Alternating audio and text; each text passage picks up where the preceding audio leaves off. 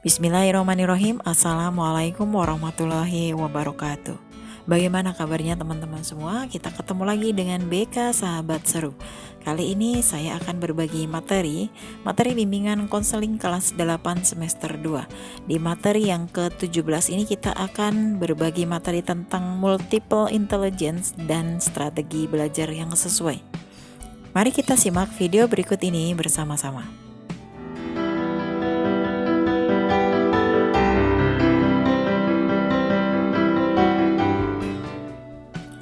Kita akan melihat pengertian dari multiple intelligence. Multiple intelligence atau yang biasa disebut kecerdasan ganda adalah kemampuan untuk memecahkan masalah atau menciptakan suatu produk yang bernilai dalam satu latar belakang budaya tertentu. Sebenarnya ada banyak yang mendefinisikan kecerdasan ganda termasuk juga para ahli. Ada juga yang bilang bahwa kecerdasan ganda merupakan potensi yang dimiliki seseorang yang dapat diaktifkan melalui proses belajar, berinteraksi dengan manusia lainnya yang dekat dengan kita. Berikut ini ada beberapa jenis intelijensi atau kecerdasan Howard Gardner. Di antaranya adalah yang pertama, kecerdasan linguistik atau linguistic intelligence. Kecerdasan linguistik merupakan kemampuan berpikir dalam bentuk kata-kata dan penggunaan bahasa untuk mengekspresikan dan memberi makna yang kompleks. Biasanya kecerdasan ini dimiliki oleh para pengarang, penyair, jurnalis, pembicara, dan penyiar berita. Beberapa karakteristik yang ada pada orang yang memiliki kecenderungan kecerdasan bahasa antara lain yaitu yang pertama, mendengarkan dan merespon setiap suara dan berbagai ungkapan kata. Kemudian yang kedua, menirukan suara, bahasa, membaca, dan menulis. Yang ketiga, belajar melalui menyimak, membaca, dan menulis serta diskusi. Kemudian yang keempat, menyimak secara efektif, memahami, menguraikan, menafsirkan, dan mengingat apa yang diucapkan. Kemudian yang kelima, membaca secara efektif, memahami, meringkas, menafsirkan, atau menerangkan.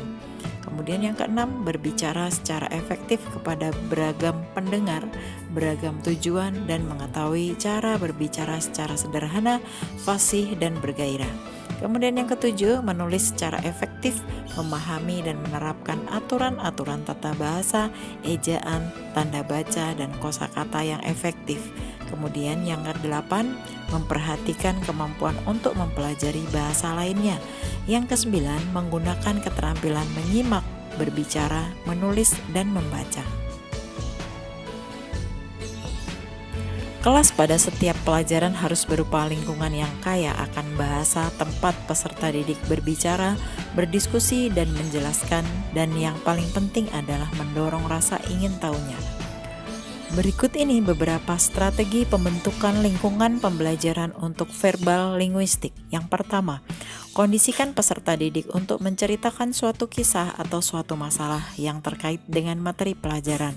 Kemudian yang kedua, memberikan kesempatan peserta didik untuk memimpin suatu diskusi atau debat. Yang ketiga, menugaskan peserta didik untuk membuat sebuah artikel. Yang keempat, memberi kesempatan kepada peserta didik untuk menghubungkan suatu artikel atau cerita dengan realita atau materi pelajaran. Kemudian yang kelima, menugaskan peserta didik untuk mempresentasikan suatu pokok bahasan. Yang keenam, mengkondisikan kegiatan talkshow dalam suatu program atau materi. Dan yang ketujuh, menyusun suatu laporan atau resume atau kajian pada suatu topik atau materi yang relevan. Yang kedua, kecerdasan logika matematika atau logical mathematic intelligence. Ini merupakan kemampuan dalam menghitung, mengukur, dan mempertimbangkan proposisi dan hipotesis serta menyelesaikan operasi-operasi matematika. Kecerdasan matematika biasanya dimiliki oleh para ilmuwan, ahli matematika, akuntan, insinyur, dan pemrograman komputer. Beberapa karakteristik orang yang memiliki kecenderungan kecerdasan matematika antara lain adalah yang pertama, merasakan berbagai tujuan dan fungsi mereka dalam lingkungannya. Kemudian yang kedua, mengenal konsep-konsep yang bersifat kuantitatif waktu, dan hubungan sebab akibat. Kemudian yang ketiga, menggunakan simbol-simbol abstrak untuk menunjukkan realita. Yang keempat, menunjukkan keterampilan memecahkan masalah secara logis. Yang kelima, memahami pola-pola dan hubungan-hubungan. Yang keenam, mengajukan dan menguji hipotesis. Yang ketujuh, menggunakan berbagai macam keterampilan matematis seperti memperkirakan, perhitungan logaritma, menafsirkan statistik, dan informasi visual dalam bentuk grafik. Yang kedelapan, berpikir secara sistematis dengan mengumpulkan bukti, membuat hipotesis, dan merumuskan berbagai model.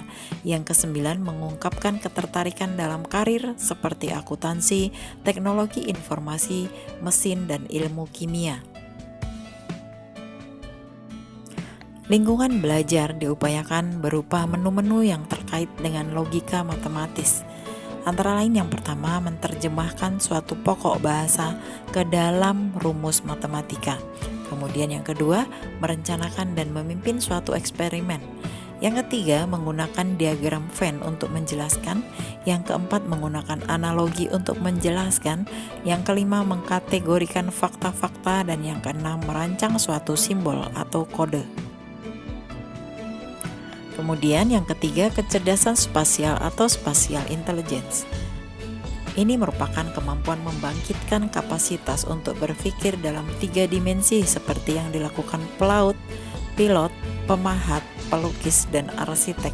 Kecerdasan ini memungkinkan seseorang merasakan bayangan eksternal dan internal, melukiskan kembali, mengubah dan modifikasi bayangan dan objek melalui ruang untuk menghasilkan suatu gambar atau grafik ataupun suatu benda.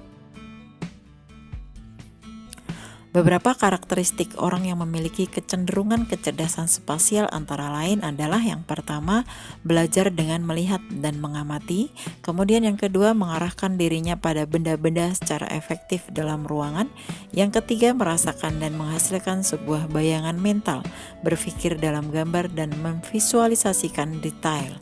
Yang keempat, membaca grafik, bagan, peta, dan diagram visual. Kemudian yang kelima, menikmati gambaran-gambaran tak beraturan, lukisan, ukiran, atau objek repro lain dalam bentuk yang dapat dilihat. Yang keenam, menikmati bentukan hasil 3 dimensi seperti objek origami, jembatan tiruan, dan maket. Kemudian yang ketujuh, cakap mendesain secara abstrak. Dan yang kedelapan, menciptakan bentuk baru dari media visual spasial. Kemudian untuk lingkungan belajar diupayakan berupa menu-menu yang terkait dengan kecerdasan spasial. Di antaranya adalah yang pertama, menciptakan sebuah pertunjukan. Kemudian yang kedua, merancang sebuah poster, buletin, dan sejenisnya. Yang ketiga, menggunakan suatu sistem memori untuk mempelajari. Yang keempat, menciptakan suatu karya. Yang kelima, membuat variasi bentuk dan ukuran dari suatu objek. Yang keenam, membuat suatu ilustrasi, sketsa, denah dari suatu objek. Dan yang ketujuh, menggunakan proyeksi untuk mengajar. Kemudian yang keempat, kecerdasan kinestetik tubuh atau body kinesthetic intelligence.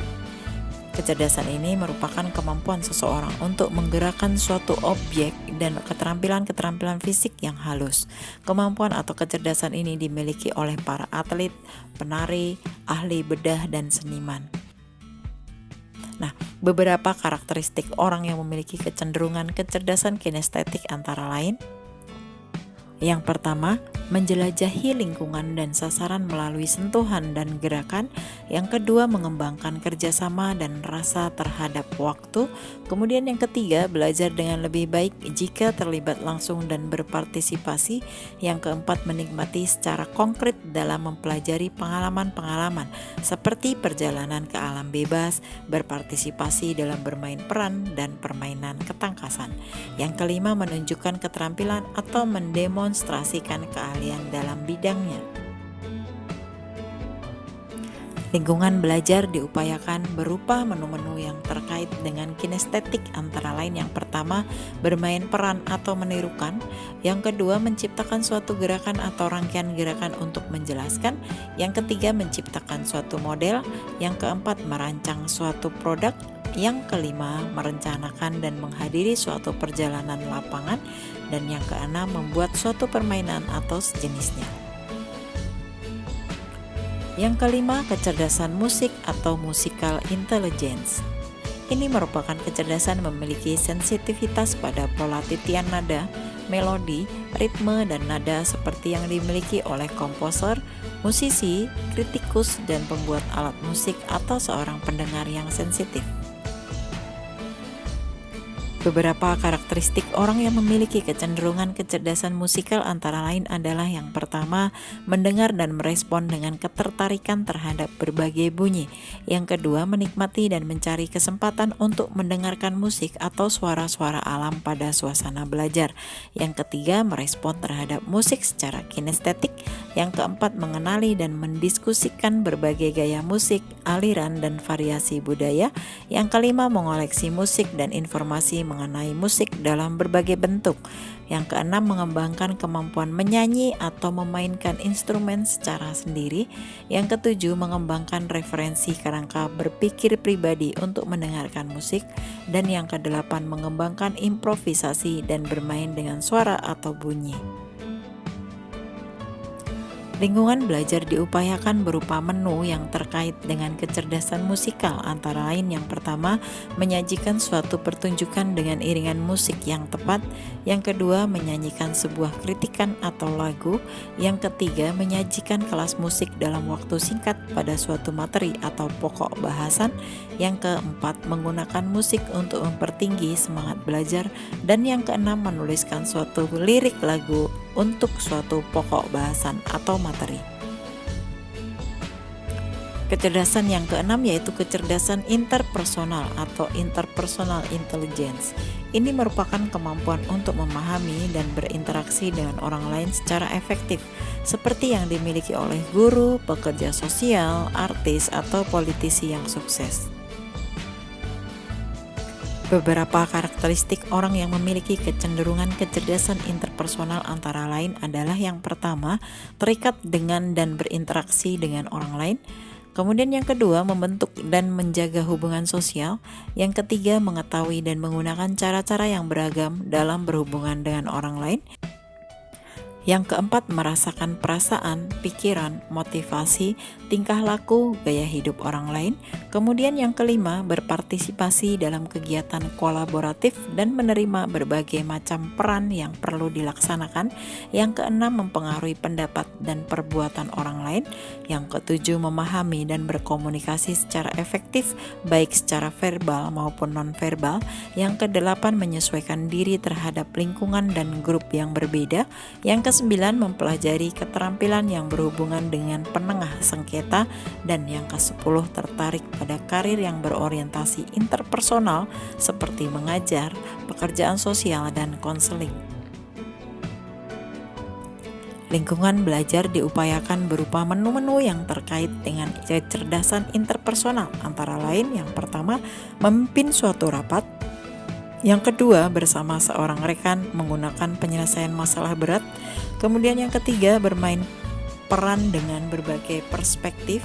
Yang keempat, mengatur dan ikut serta dalam suatu kelompok.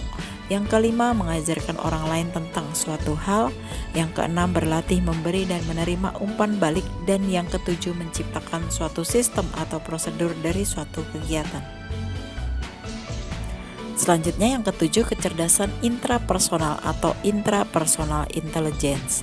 Ini merupakan kemampuan untuk membuat persepsi yang akurat tentang diri sendiri dan menggunakan pengetahuannya untuk merencanakan dan mengarahkan kehidupan seseorang, seperti yang dimiliki oleh ahli agama, ahli psikologi, dan ahli filsafat. Berikut ini beberapa karakteristik orang yang memiliki kecenderungan kecerdasan intrapersonal, antara lain yang pertama, sadar akan wilayah emosinya. Kemudian yang kedua, menemukan cara-cara dan jalan keluar untuk mengekspresikan perasaan dan pemikirannya. Yang ketiga, mengembangkan model diri yang akurat. Yang keempat, termotivasi untuk mengidentifikasi dan memperjuangkan tujuannya. Yang kelima, membangun dan hidup dalam suatu sistem nilai etika atau agama. Yang keenam, bekerja mandiri. Yang ketujuh, mengatur secara kontinu pembelajaran dan perkembangan tujuan personalnya.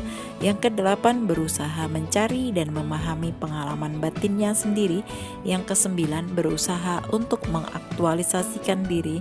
Dan yang ke-10, memberdayakan orang lain, memiliki tanggung jawab kemanusiaan.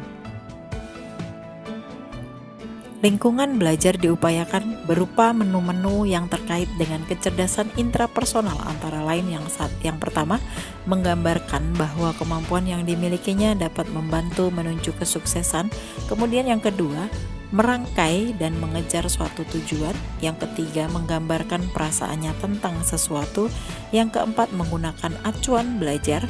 Yang kelima, membuat suatu jurnal. Yang keenam, menerima umpan balik dari orang lain. Dan yang ketujuh, mengomentari atau menilai hasil pekerjaannya sendiri. Kecerdasan yang terakhir yaitu kecerdasan natural atau naturalistic intelligence. Ini merupakan kemampuan untuk melakukan sesuatu yang terkait dengan lingkungan alam dan merupakan kecerdasan kedelapan dari kecerdasan yang tidak termasuk teori asli multiple intelligence dari Garner.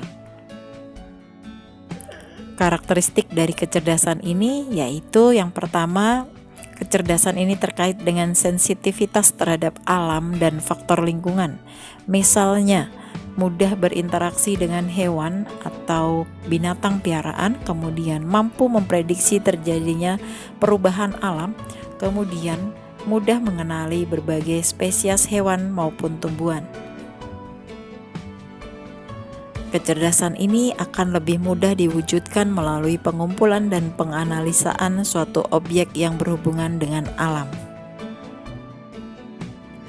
Demikian tadi materi tentang multiple intelligence atau kecerdasan ganda beserta strategi belajar yang sesuai. Mudah-mudahan dengan menonton video ini kita menjadi paham dan jelas bagaimana harus mengambil strategi belajar yang sesuai dengan kecerdasan yang kita miliki. Mudah-mudahan materi ini bermanfaat untuk kita semua. Terima kasih telah menonton video ini. Kita akan ketemu lagi pada video-video BK Sahabat Seru berikutnya.